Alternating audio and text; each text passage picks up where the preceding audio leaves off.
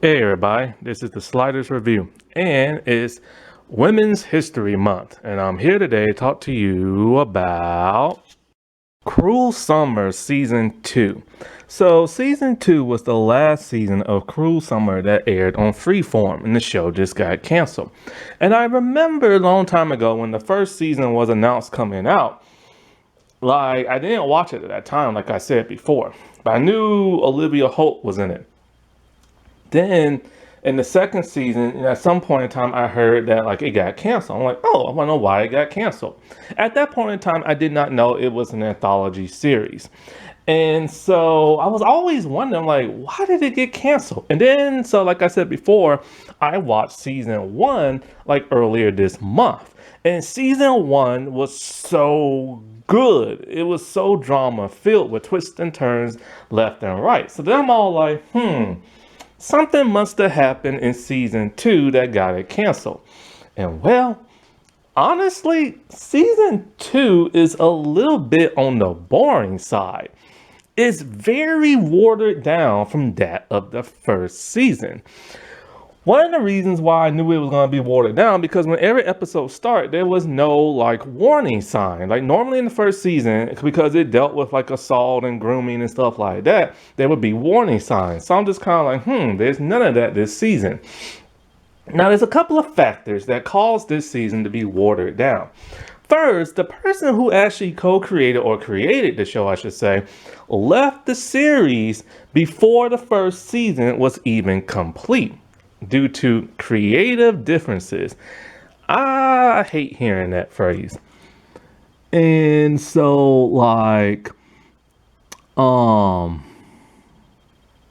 what is it?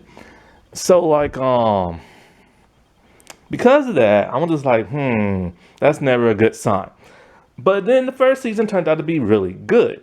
But you always want the person who creates your show to stay. Then another factor is just the writing and stuff. The writers just didn't bring that it factor like they did in the first season. They didn't bring that drama-filled season that was so tantalizing, that was so twisted and messed up that it kept people coming back each week. Another reason is because probably the studio wanted them to change things for the second season. Why? Because, the first season was really dark. And I mean, it was really dark for that of a teen drama. It dealt with grooming. It dealt with a relationship between an adult and that of a minor. It dealt with the minor willingly being in a relationship with an adult. It dealt with kidnapping. It dealt with bullying. It dealt with statutory what. It dealt with a person who's supposed to be the innocent person who was blamed for something that she didn't do. Turns out at the very last second, she knew all along that girl was held captive there and didn't rescue her because she wanted to be the new it girl in school. So because of things like that, the network was probably yo, you gotta tone this show down before we get a bunch of complaints and stuff. That's just my theory and everything. So because of that, the storyline for this season isn't particularly all that interesting and stuff.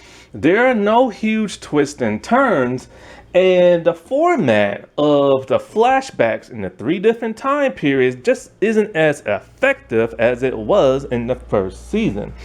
In the first season, something major happened from the get-go, and so those three different time periods and different appearances by the main characters really added to add something new to the show. This season, the time periods aren't per year. Now they're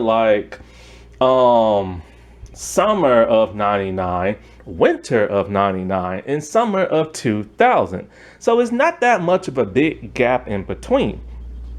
And so I don't know why somebody's appearance would change that much.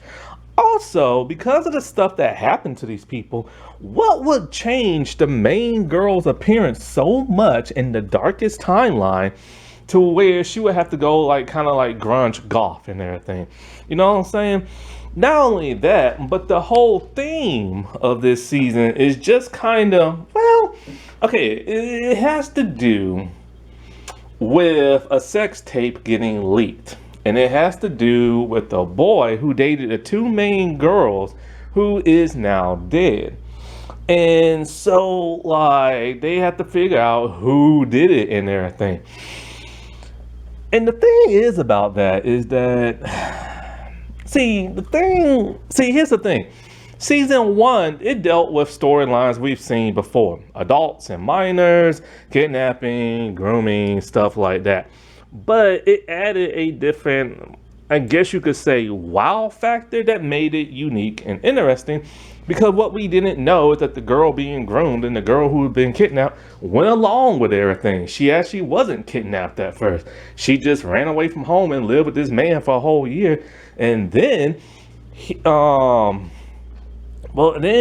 she got kidnapped. Then he was gonna let her go, which is shocking right there that the man would let the person that they kidnapped go. And then I think he was gonna kill himself, but she decided to kill him instead. And then there's the whole lawsuit that happened afterwards. So all that was different. Here it's just okay, a tape got leaked. People are calling you names, and now all of a sudden somebody ended up murdered who was in the sex tape, and it's just kind of like, okay. And as a person who constantly lies, like, okay, we've seen that before. Not to mention, you have to remember the time period is 1999. And honestly, sex tapes and photos getting leaked really didn't happen all that much around that time, because a lot of people didn't have digital cameras back then. That just wasn't a thing. They were around, but not too many people had them.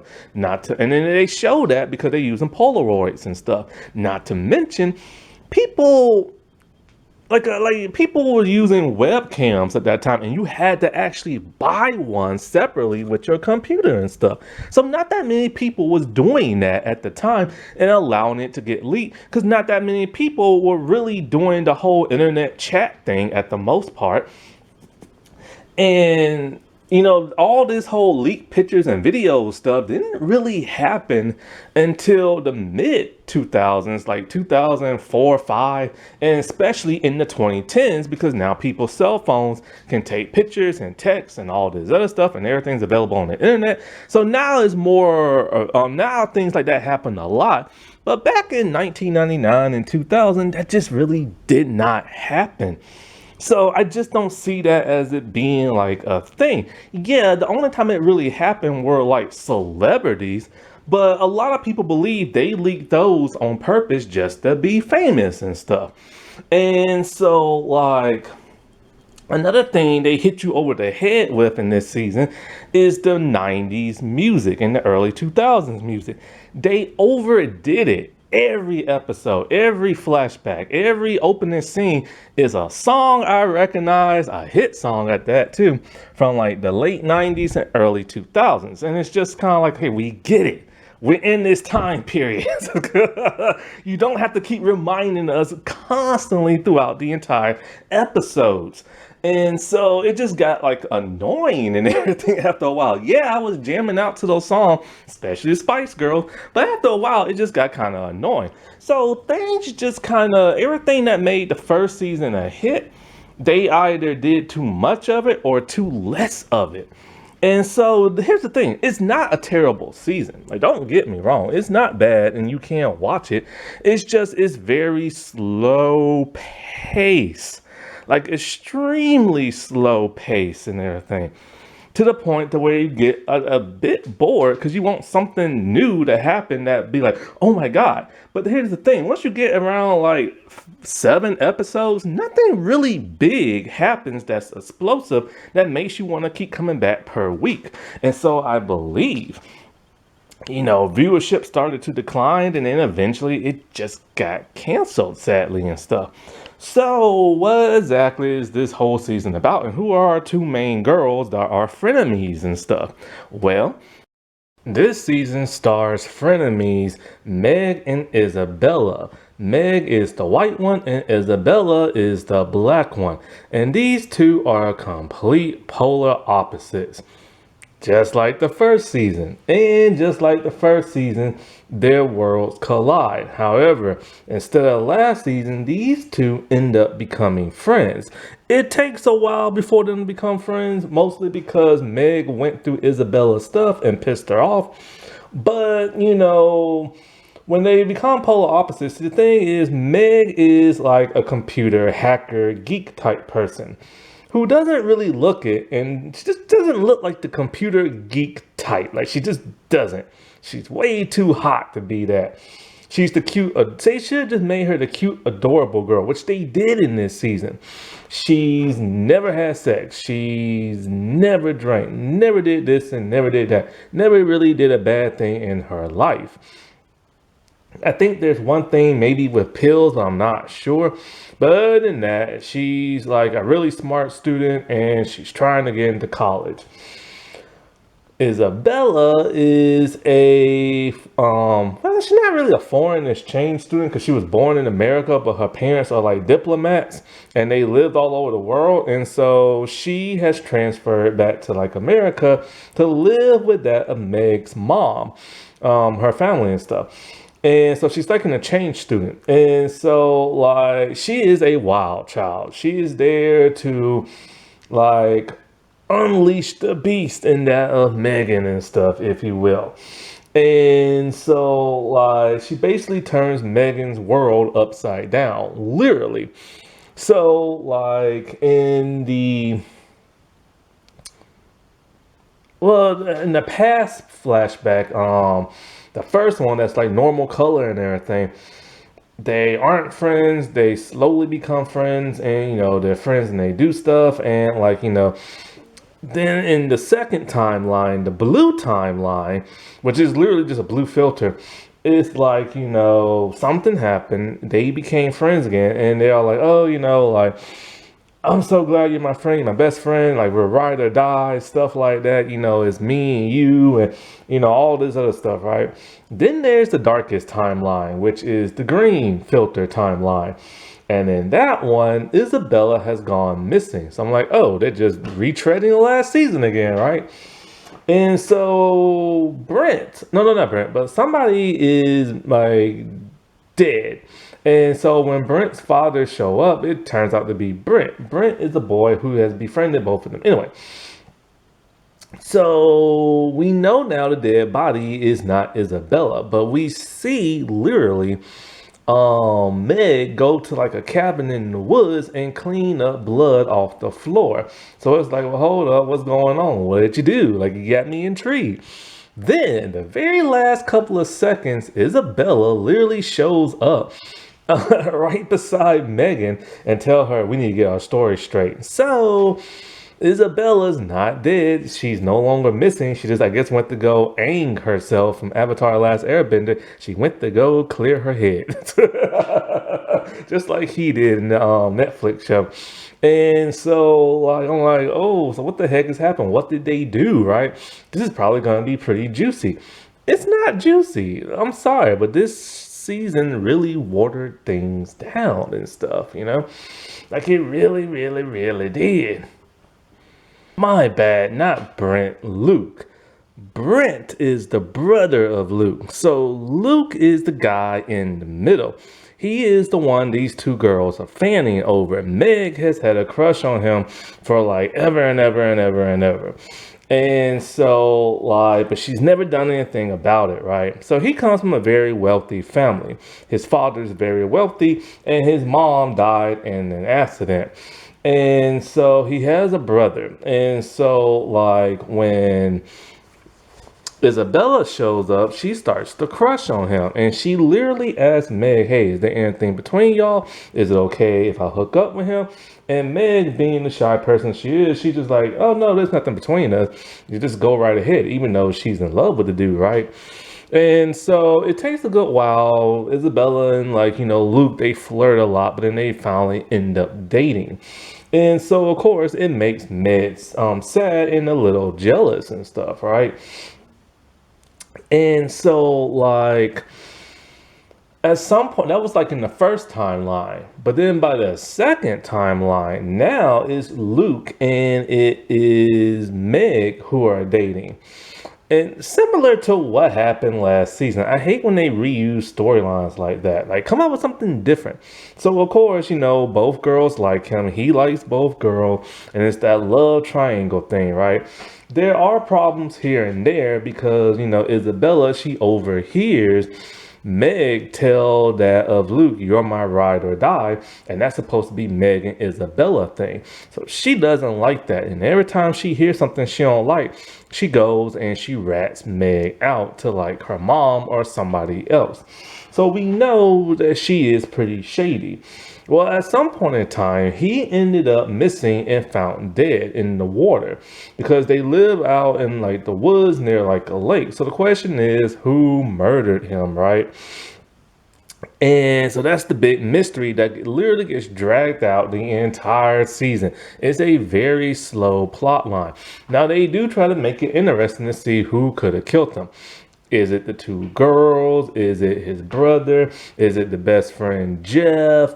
Could it be like the cop? Could it be the dad? Like, could it be the neighbor who's like a hick, who's also like a hacker and has a bunch of like shotguns and rifles and stuff? Like, who could it be? And so, just to get this out the way, Jeff is the black dude. He's always recording everything. And so eventually, like, he's also best friends with Luke. And so, what's her name? Isabella corrupting everybody so much that Isabella wanted to go into like a bar club type thing. A bar. That's what it is, a bar. And it was a bar last season. Lord Jesus. Anyway. So they needed fake IDs, right? So Meg, being the hacker that she is, and what's his name? Jeff, being the photoshopper that he is, they make some fake IDs. Eventually, since Meg can't have Luke, she decides, what? Jeff is into me. I'm going to start Jaden Death. Oh, she is down for the brown. And in real life as well, the actress. Good for you. But Luke don't like this. He starts to get a little jealous. So at some point in time, they broke up, him and Isabella. So he starts to get with that of Meg, which of course makes Jeff jealous. And you think he might be the killer, but he's not. He's just a red herring. And so, like, at some point in time, Luke tells Isabella, "Yo, we can't tell Meg, me and you did it one time and everything, because that would really hurt her and stuff." So they keep it a secret. But Luke was bragging. So here's the thing, before he was bragging. So at a party in the second timeline, this is some type of like event, fundraiser type thing, and everybody's there, and all of a sudden a sex tape pops up. Luke is in it, and we don't see the girl who's in it. People assume it's Isabella, but the expression on that of Meg's face tells a tale that it was her. So Meg's all like, "This can't leak out," like I think she was keeping pills, and I think Isabella told her mom about the pills, something like that. But anyway, this can't get out because she won't be able to go to college. She'll lose the scholarship. So Isabella's like, "Look, man, you're my best friend. I will do anything for you. We're ride or die. I'm about to leave in a few months. Just say it's me. I'll take the heat, and you can keep your reputation." So that's what they do. But the pressure gets too much to that of Isabella, but people are calling her names and stuff like that and telling her to go back home. So when she overheard Meg tell Luke, "Yo, you're my ride or die," she went to Meg's mom's all like, "Look, that's not me in the video, that's your daughter." Because her Meg's mom was starting to look down on that of Isabella. So of course Meg is pissed and all like, "Yo, why didn't you tell me you were gonna drop this bomb and everything?" Like, she's literally pissed off and everything. But they eventually make up and everything. And then this is the part I hate about teen dramas. Meg's mom is totally okay with her having sex. A teenager girl in high school talking about, it's a beautiful thing and blah blah blah blah blah and I'm just like, no, why do teen shows always do this? Why do they always encourage and make think like teen sex is the best thing in the world? It is not. Keep your legs closed anyways, because Meg ended up pregnant and everything.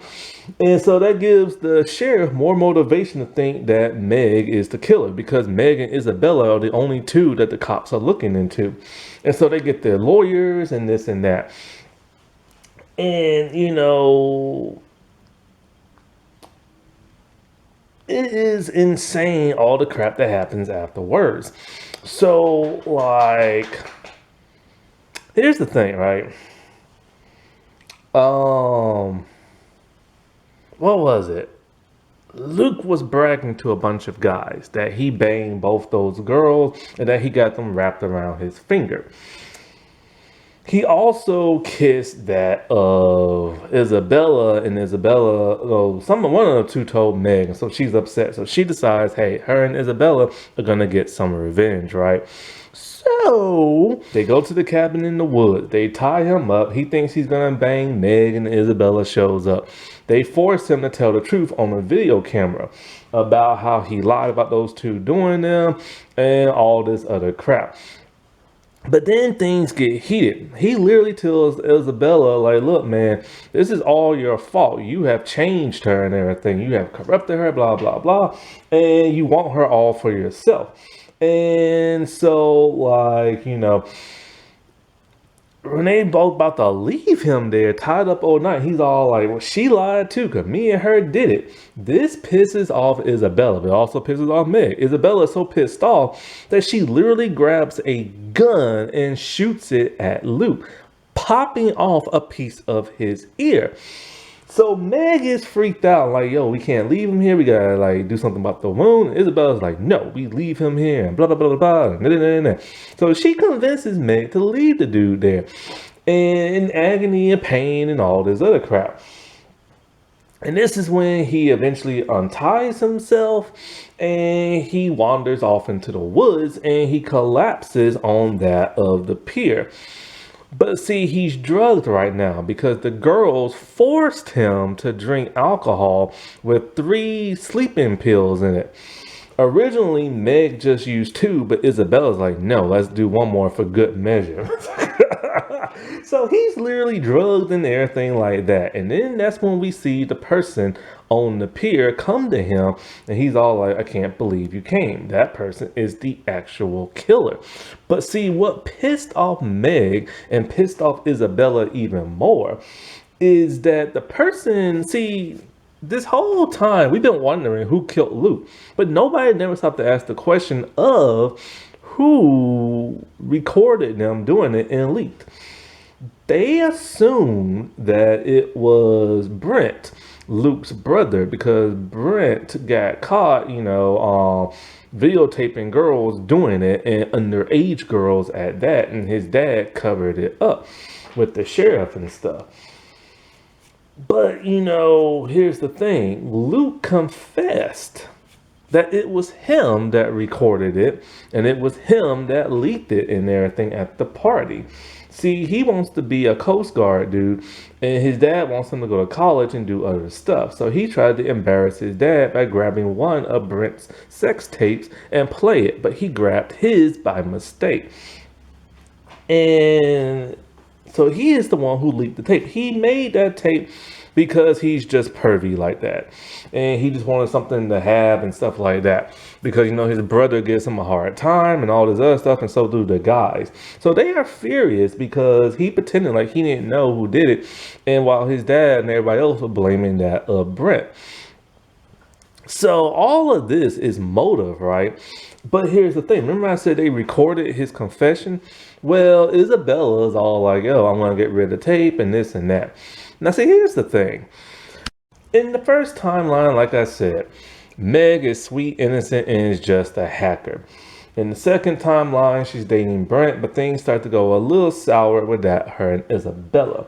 And so then in the darkest timeline, she's just kind of like hot goth with her hair slit back. And so it's kind of like, what the heck would possess her to want to dress like that? I know why, what's her name did it in the first season, but why is she doing it now? There's really no reason why she's dressed like this at all, because the timeline is literally that of a couple of months. It's not like a couple of, like a year past each other. Or a year each, I meant to say. So it's just a couple of months. So what the heck changed them this much in a couple of months? Like, you know what I'm saying? It don't make no sense. And so it's literally, the time frame is just a year. Like literally just a year. 12 months, that's it. And so like, that's the first thing that's really bad with this season. Like, what changed her appearance that much? And her attitude at that, because she's grumpy and she's angry. And this is before people started blaming her and everything. So what brought on this motivation for her to be like this? They literally just tried to copy and paste of what happened the first season. And so, you know, like I said, she questioned him about the whole pregnant thing. He's not ready. He kind of like rejected the idea and all this other stuff. And, you know, it's just that. Now, Isabella's a little bit more different. Right from the start, we know she is shady and we know she's hiding a lot of stuff. Something about her never makes sense, the way it seems like she lies a lot. And she does lie a lot. And so, like, when she's got in trouble in the darkest timeline, her lawyer was there, and she's all like, can I just use diplomatic immunity and blah, blah, blah. And then she's all like, well, remember what happened last time and blah, blah, blah. And so there's a dude named Trevor that tracked her down. Apparently, he's her ex-boyfriend, and he does not like the person she is. His sister was Lisa. Lisa is mentioned but never shown. Lisa was best friends with that of Isabella, but then Lisa drowned, and nobody knows how. After that, Isabella was forced to move back to the United States. That's where her family sent her to kind of like, you know, keep the heat off her in case she did something. But nobody knows if she did or not. Even the writers don't know and stuff.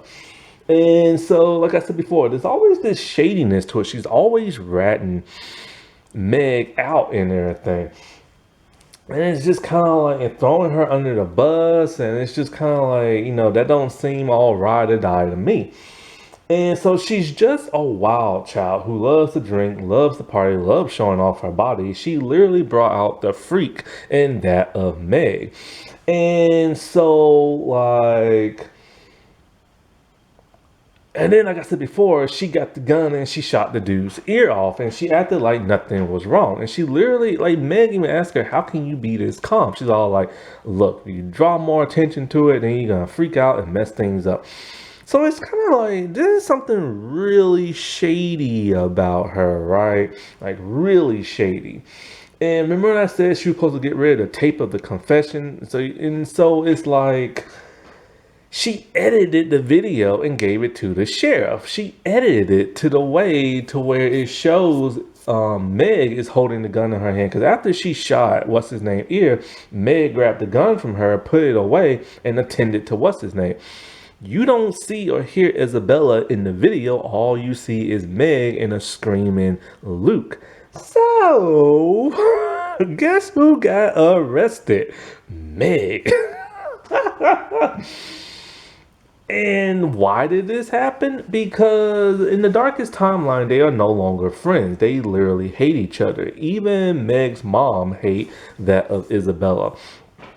And so, like, Isabella tried to, like, repair her friendship with Meg and, like, do a redo. And Meg's all like, nah, man, I don't want nothing to do with you no more. So that pissed her off to where she threw what's-her-name under the bus and edited the video.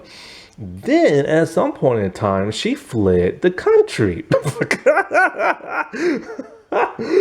Oh, man. And then when she fled the country, she talked to some girl on the plane, and she's all like, oh, me and you can be best friends when we land into this country. And blah, blah, blah. And she lies and says her name is Lisa and stuff like that. So she's literally like a little con artist and everything. But here is the thing. They show who actually killed Luke. See, the person who showed up on the pier was his brother. Now we know his brother is really pervy and everything, right? And so him and Luke got into an argument. And the dad is the one on the left. He's no better because he's just kind of like, oh, boys will be boys with the whole, and he was like, he literally tried to take off the bikini top of Isabella, and the dad's all like, oh, that ain't nothing. And remember, he covered it up with the sheriff about the underage stuff and stuff. And so, like, it turns out that Luke don't even like his father. He said, I bet you wish it was me that died in the accident. See, there was a car accident. Luke's mom and Luke. And they blamed it on Luke, and he took the rap. But in fact, the mom was the one who was drunk. Him and Brent got into a fight, and Brent pushed him. He hit his head on a piece of metal and drowned. Luke went into the water to find him, could not find him, told the dad, and so the dad was upset. And so they decided, hey, let's just keep this hidden and let's blame everybody else. So it's literally a retread of season 1. And I hate that. But Luke can't take the guilt of Meg going to jail, so he turns himself in. Both him and his dad are arrested. This is when Meg finds out that Isabella has fled the country. But, see, in the woods, like I said, Luke has a neighbor who's like, paranoid. He has video cameras everywhere. When Meg was saying goodbye to Luke at the, near the lake and everything, she sees a flicker of light. It happens to be that of, oh, by the way, she lost her scholarship. Anyway, because of the tape and stuff like that, and she also changed her grade. And she always hacking the computers at the police station. Anyway, so she sees a flicker of light. She realized, oh, it's a video camera. Something possessed her to be all like, maybe I should review the footage and everything. So she hacked into her neighbor's computer, Luke's neighbor's computer. And there we see who really killed Luke. It wasn't his brother, because after he got pushed into the water and nearly drowned, he swam to shore and was, really, really out of it because of the pills and also the cold water. The person who killed Luke was actually Isabella. Yeah, they decided to pull a season 1 on us. And it was Isabella the entire time. She sees Luke crawling and she decides she's going to take her foot and shove his face in the water, drowning him, and then kick him out into the ocean to where he went down into the bottom. Meg is beside herself and she is really shocked and surprised and everything. And it ends and it's like, holy crap, so it really was Isabella. But it doesn't have that same weight as season 1, because the thing about Isabella, it really didn't come that much as a surprise because we knew she was shady and everything. Like somebody told one of the other people, everywhere she goes, somebody ends up dead.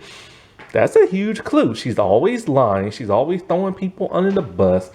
And she's always looking to reinvent herself. And so it's like, what the heck exactly was her motivation? Was she jealous or something like that?